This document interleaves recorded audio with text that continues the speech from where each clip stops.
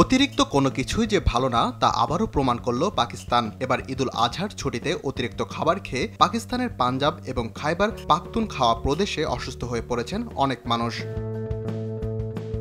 যার মধ্যে ১,২০০ জনকে হাসপাতালে ভর্তি করা হয়েছে।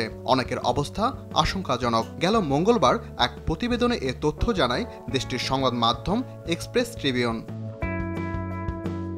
ওয়ালটন ফ্রিজ কিনে অনেকের মতো আপনিও হয়ে যেতে পারেন মিলেনিয়াল।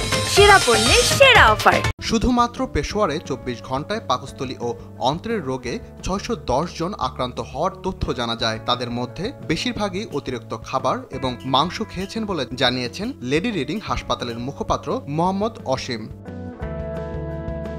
এছাড়া পশুর দ্বারা আক্রান্ত হয়ে এই হাসপাতালে অনেকে এসেছিলেন বলে জানিয়েছে হাসপাতাল কর্তৃপক্ষ।